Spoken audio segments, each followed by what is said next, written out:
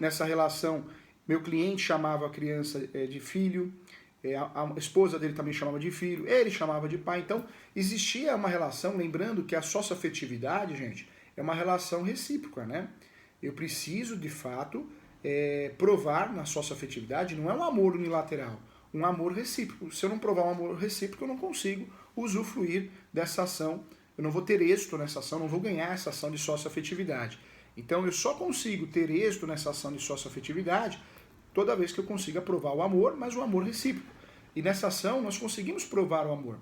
Foi muito bem feita, muito bem elaborada. Na época foi em parceria com mais 2 advogados, uma advogada também, que também é muito estudiosa a respeito do direito de família.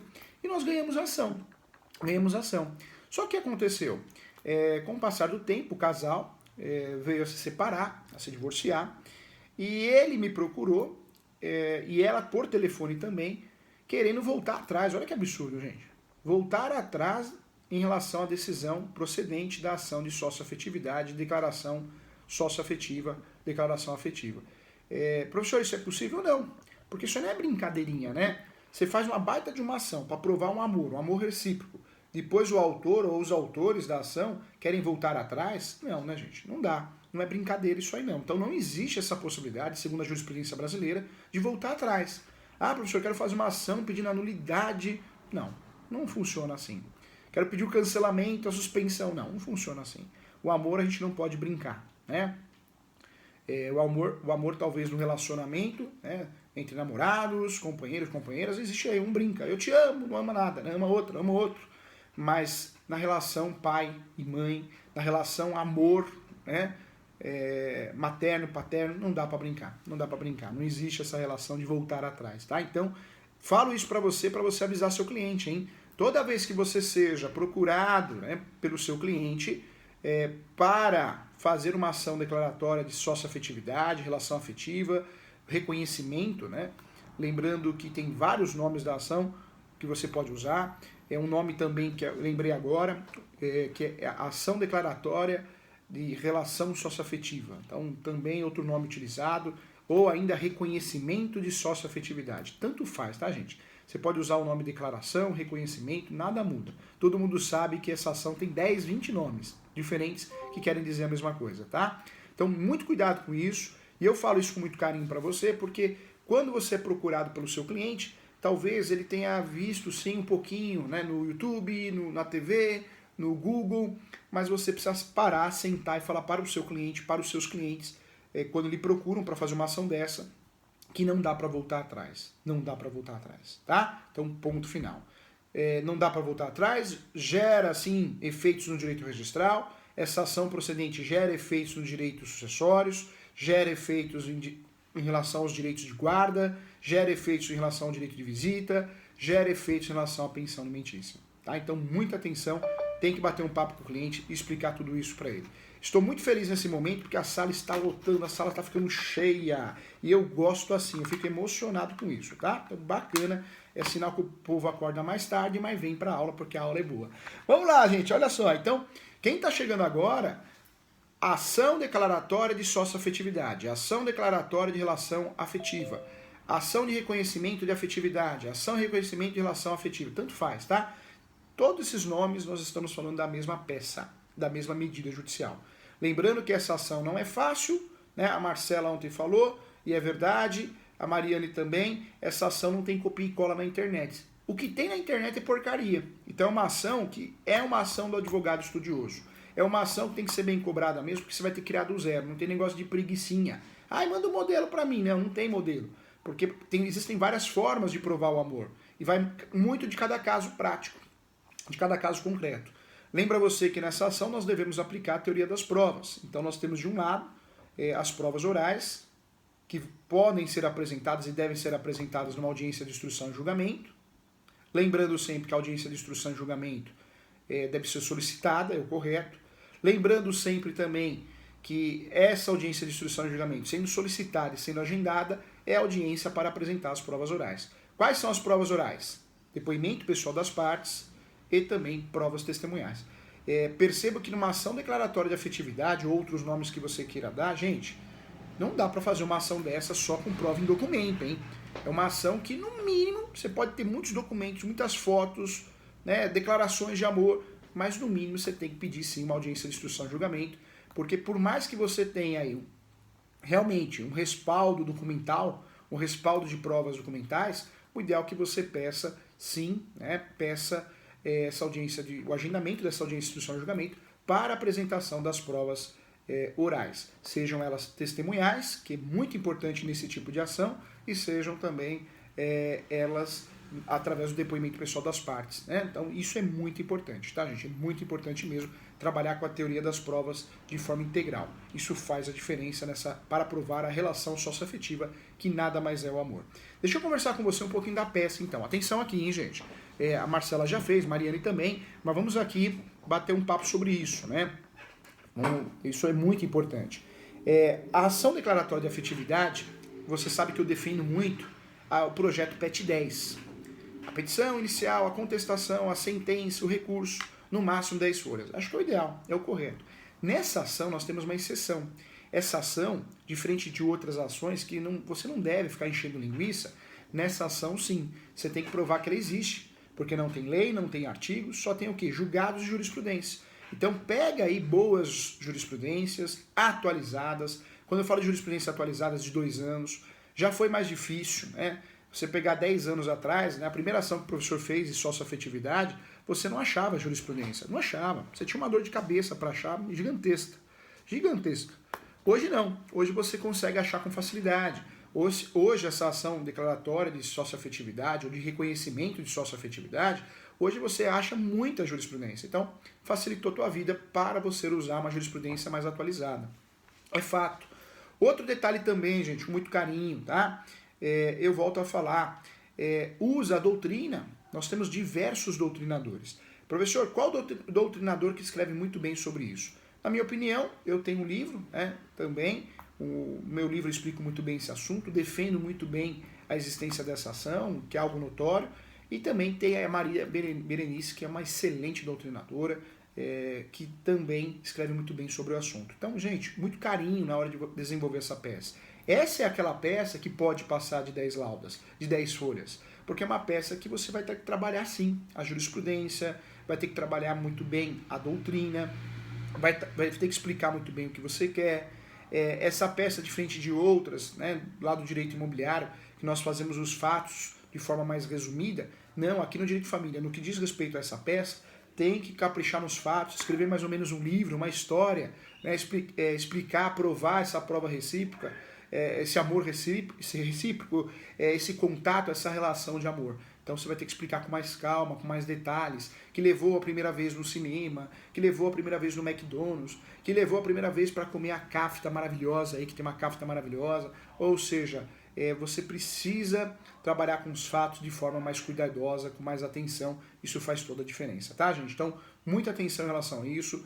É muito importante que essa peça seja bem desenvolvida. Vamos lá, endereçamento. Essa ação, ela pode correr na vara cível, é a vara genérica.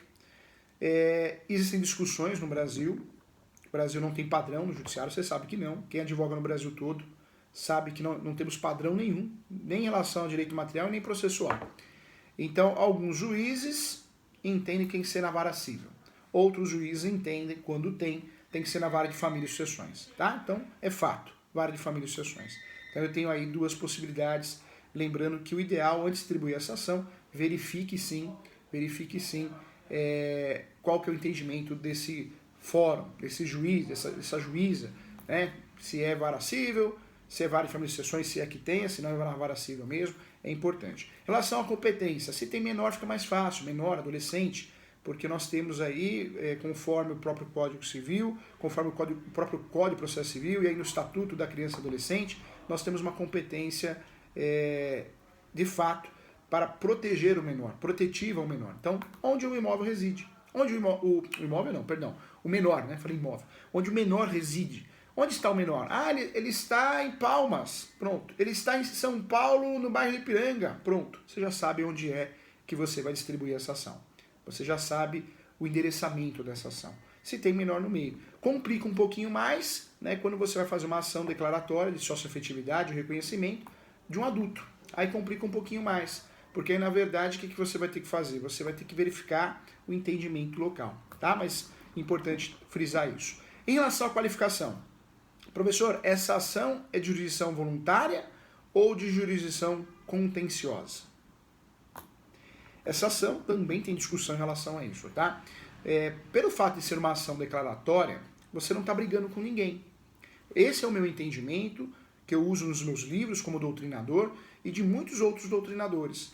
Se é uma ação declaratória, assim como o uso capião, você não estava discutindo com ninguém, você não está brigando com ninguém.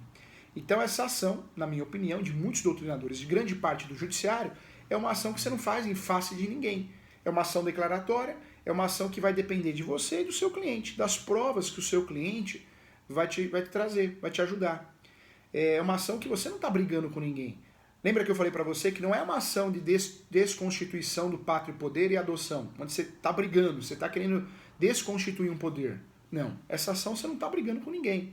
Você não está querendo tirar o direito de ninguém, interromper o direito de alguém. Não, você quer declarar o amor. Então, na minha opinião, de muitos doutrinadores, muitos juristas também, essa ação não tem réu, gente. Não tem réu.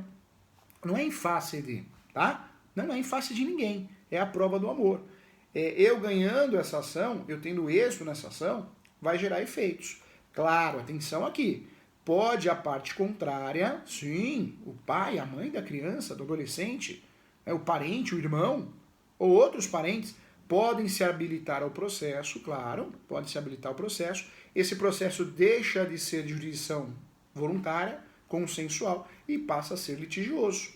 Passa a ser litigioso, aí existe uma briga mesmo para provar o amor. Tá certo que o outro advogado vai ter que ser bom igual a você, porque ele vai, se ele for bater em guarda, visita, ele está fora da caixinha. Ele está usando as teses erradas. Ele vai ter que bater aonde? Na falta do amor, recíproco. É muito difícil provar isso, né, gente?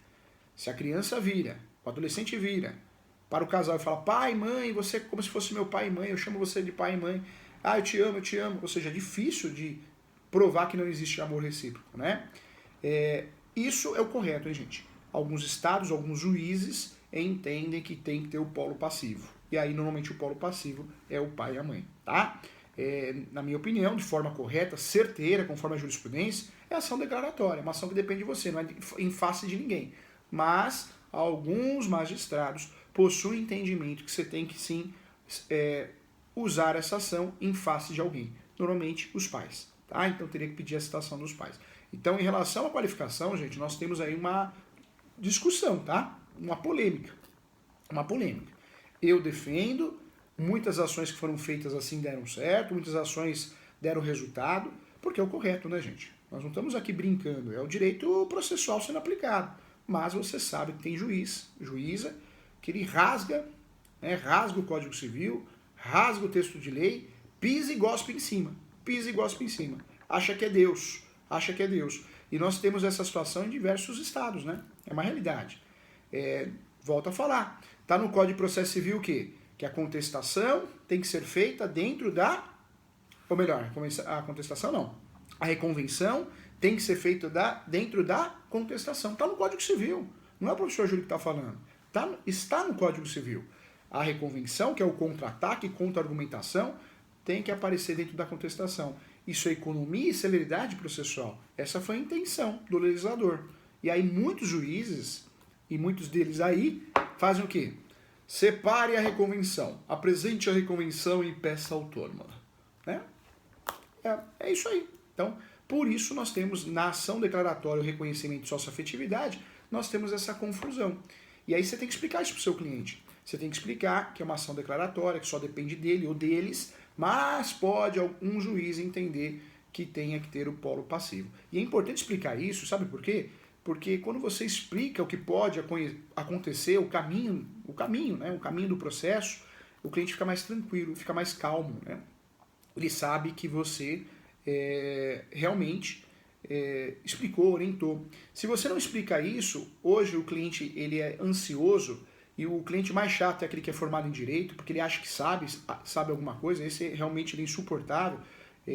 Claro que nós vamos respeitar, claro que nós vamos atender bem, mas você precisa falar, opa, por mais que você é formado em direito, respira que aqui eu sei fazer o trabalho. Se você é formado em direito e tiver só B, por que não faz você? Não é isso? Precisa, gente. Tem hora que a gente precisa dar um choque de realidade. senão a relação fica insuportável.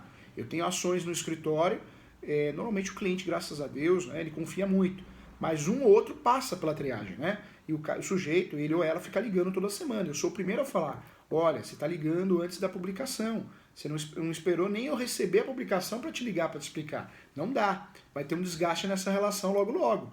E tem que fazer isso, gente. Porque você tendo 10 clientes é uma coisa, 20. A hora que você tiver aí 200, 300 clientes, como que você vai dar conta? Né? Se todos esses clientes que são seus te ligam por qualquer motivo, por ansiedade, que quer saber estratégia, não é assim, né? A estratégia tem que ser desenvolvida com calma, com atenção, não é o cliente te ligando, te pressionando. Hoje em dia existe uma ansiedade muito grande. Ansiedade porque o judiciário moroso, ansiedade por causa do Google, que fala bobagem, né? O YouTube nem se fala, cada bobagem que a gente vê no YouTube. O cliente vê essas coisas. Ansiedade porque o cliente tem acesso ao processo, antes que o advogado, porque ele olha todo dia. Ansiedade porque os colegas advogados não são éticos, então eles dão palpiteco no processo dos outros. Aqui no escritório também, recentemente, a filha de um cliente ligou e falou assim para mim, olha, agora eu me formei em direito, agora é tudo comigo, o processo do meu pai vai ser tratado comigo. Tá? Eu falei, não, quem assinou procuração para mim como advogado foi seu pai. Se seu pai quer que eu trate com você, ele que ligue aqui e mande um e-mail, né, informando isso para a gente formalizar. E aí você assina uma procuração também. Gente, não dá. Se você não tem esse controle, uma gestão do escritório, daqui a pouco você está dando satisfação do processo para 20 pessoas. Não dá, né, gente? Vamos exigir um pouquinho de respeito. Acho que na advocacia está faltando respeito. Acho que o cliente está achando o quê? Que o advogado é o quê? Nós precisamos exigir respeito. Em toda profissão, hein, gente?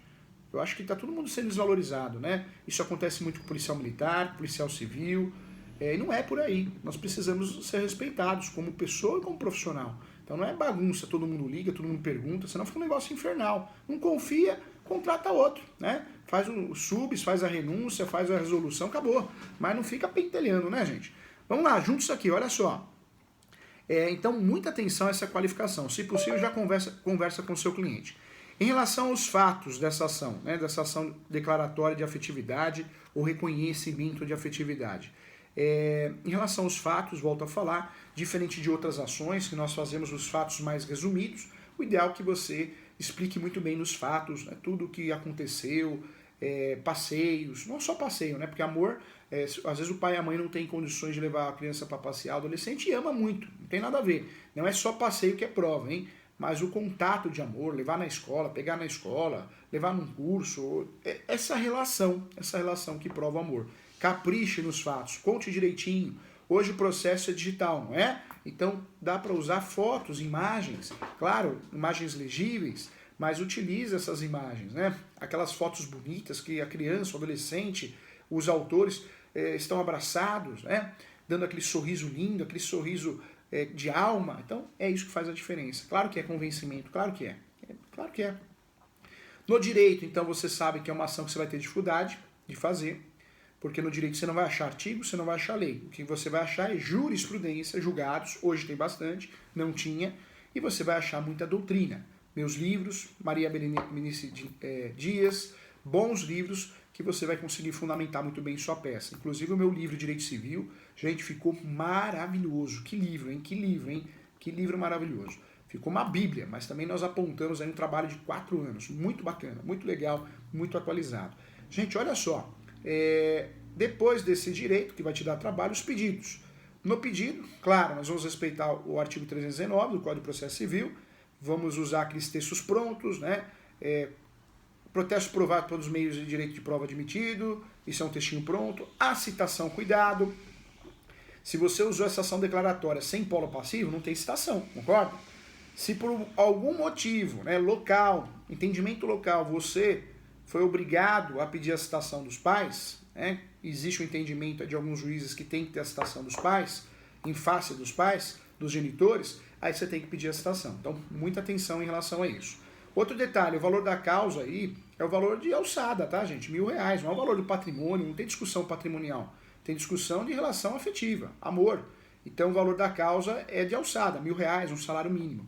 Outro ponto importante no pedido, requer a declaração do reconhecimento da união estável para que surta todos os efeitos no mundo do direito.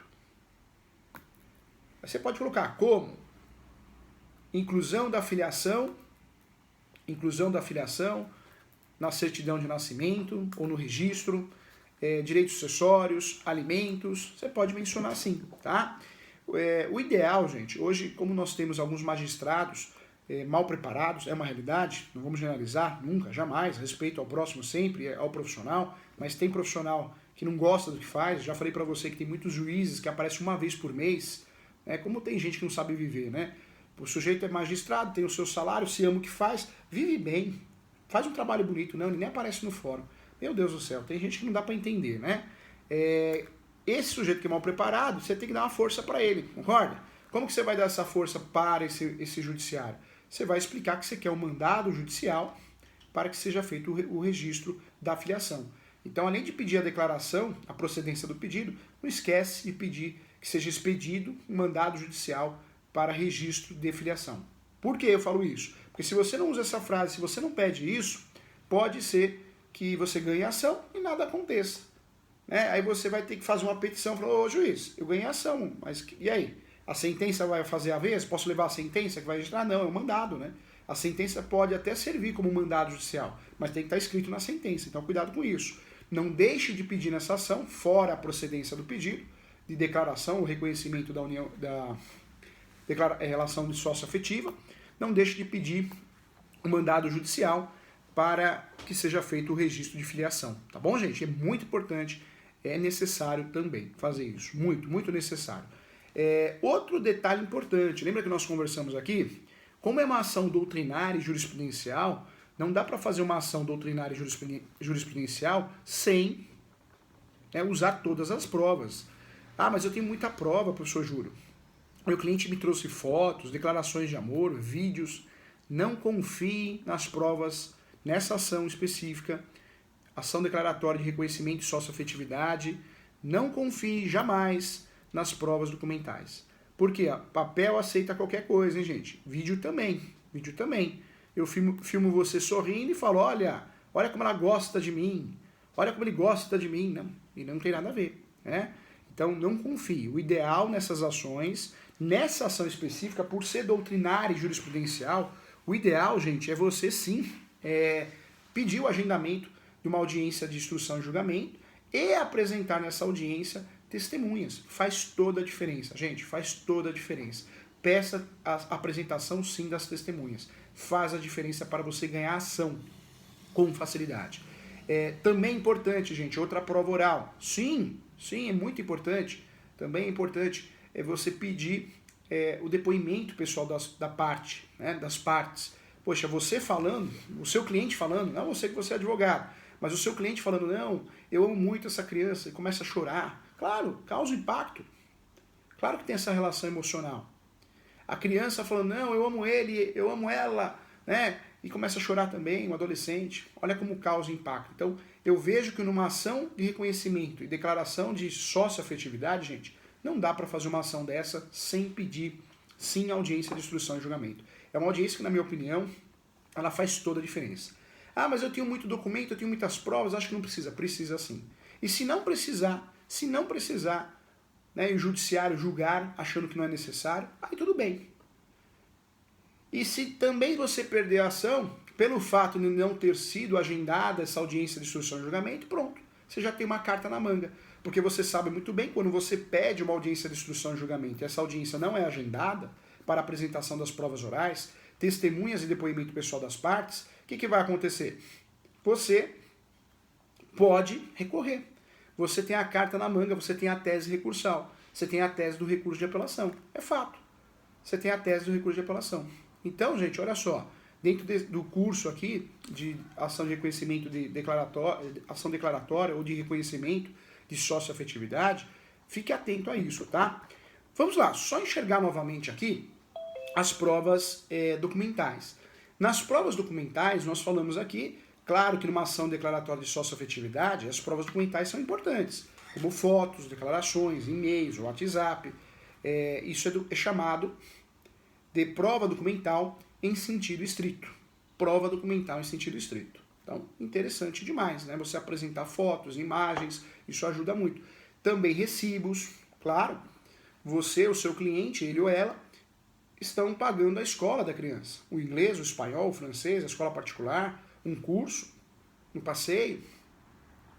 Comprou caderno, material, roupa. Ou seja, você consegue provar através de recibos, comprovantes de pagamento que você custeia, né? Você assume os gastos dessa criança ou adolescente. Isso é uma boa prova. Então, esses gastos, esses custos, uma tabela que você apresente, também fotos, imagens, vídeos, isso tudo é classificado como prova documental em sentido estrito, que é muito bem-vindo nessa ação para conseguir êxito nela, tá? Segundo ponto, tá? Professor, posso pedir perícia nessa ação? Pode. Talvez o pedido de perícia de uma assistente social, que faça um laudo, um psicopedagogo, no caso de criança e adolescente, um psicólogo, faz a diferença também, faz a diferença. Pode sim pedir perícia, não tem nada de errado. Pelo contrário, já falei aqui que essa ação, como é uma ação de risco, é uma ação que merece uma atenção especial no sentido de tentar usar todas as provas. Mesmo que o judiciário não use todas as provas para convencimento, mas você pede, você fala que tem interesse, você fala que quer provar de todas as formas possíveis e imaginárias. O amor, a relação recíproca do amor. Então, muito cuidado em relação a isso. Não despreze as provas. Eu acho, sim, interessante pedir perícia. Por mais que o juiz, o magistrado entenda não ser necessário, esse pedido é eficaz, esse pedido é interessante, porque demonstra boa fé, transparência. É fato. Depois, podemos sim, devemos usar também o pedido de inspeção judicial. Professor, nunca pedi. Já pedi e não foram. Doutores, nós somos tratados do jeito que nós merecemos também, viu, gente? Você às vezes maltrata o marido, maltrata a esposa, maltrata o namorado, o irmão, o pai, a mãe. E aí você fala, nossa, ninguém me ama, ninguém me quer, ninguém faz um agrado, ninguém faz uma comida que eu gosto. Mas, poxa, você também não entrega amor. E eu falo isso, gente, porque nós não pedimos a inspeção judicial. E quando pedimos, nós não falamos nada. Se o judiciário é omisso em relação a esse pedido, nós não recorremos, não reclamamos. Então, o pedido de inspeção judicial é a terceira prova, hein? A primeira prova é documental em sentido estrito, a segunda prova documental é pericial, que cabe nessa ação. A terceira prova é inspeção judicial. Como que funciona a inspeção judicial? Você tem que pedir. Nessa ação vale a pena pedir, vale, você mostra boa fé, demonstra transparência. Então peça, requer que seja aplicada nessa ação de reconhecimento de não estável a inspeção judicial desse judiciário, desse cartório, desse juiz, desse juízo, do Poder Judiciário, o termo que você quiser usar. Mas faz a diferença você pedir a inspeção judicial? Faz. Se o juiz não for, ou ele não mandar alguém, volta a falar. Você tem a tese de defesa, você tem a tese de recurso. Você tem a tese de recurso pronta. Você não vai perder nada. Como que funciona a inspeção judicial? Então o juiz, o ideal é o juiz, hein, gente? Ele ir até o local. Principalmente no direito de família. Principalmente numa relação de afetividade. Mas muitos juízes não vão. E aí ele atribui esse pedido seu, ele atribui a um oficial de justiça. O oficial de justiça, quando vai lá na casa do seu cliente, dos seus clientes, ele vai fazer o chamado mandado de constatação. Mandado de constatação. Anotou aí? O que é o mandado de constatação? É a visita. Professor, essa prova é interessante, essa prova, inspeção judicial, numa ação de socioafetividade, declaratória de reconhecimento de relação socioafetiva? Demais, gente, demais. Por quê? Porque se você imagina um juiz, melhor ainda, ou oficial de justiça indo na casa e constatando que a criança ou adolescente tem um quarto. Se for criança, menina, quarto da Barbie, rosa. Se for menino, quarto azul, sei lá, do Lucas Neto. Ó, tô craque nisso, hein?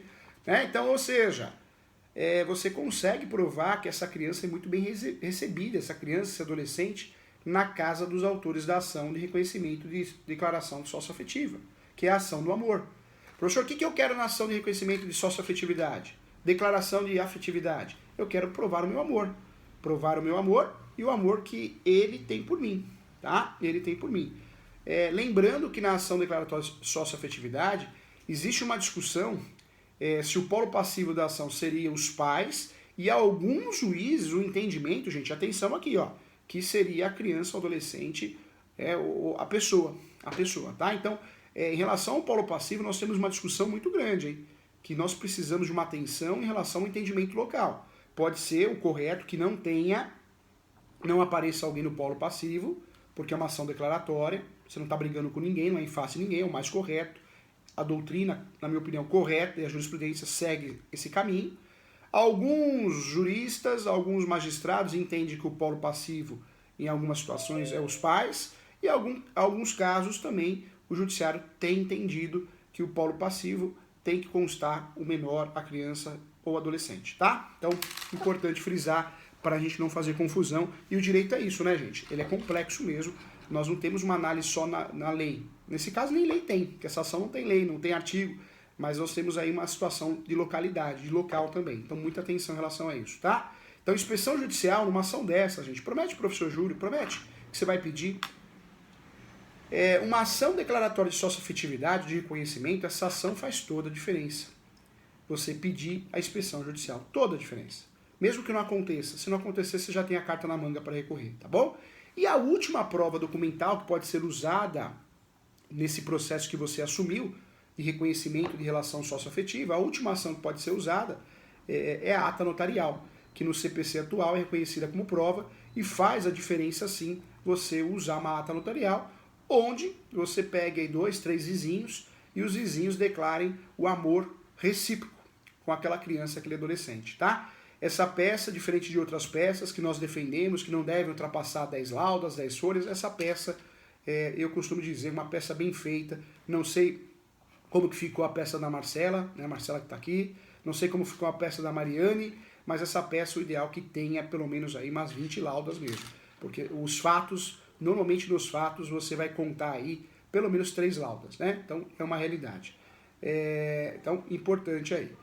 Muita atenção em relação a isso, tá? Gente, outra discussão, vamos lá. Então, tá muito claro que a ação declaratória de socioafetividade ou ação de reconhecimento de afetividade ou relação socioafetiva é a ação do amor. Efeitos nós já conversamos aqui. Qual que é o efeito dessa ação? O efeito dessa ação não é o efeito, é no plural mesmo, efeitos vários. Registral, cartório de registro, sucessórios e no direito de família.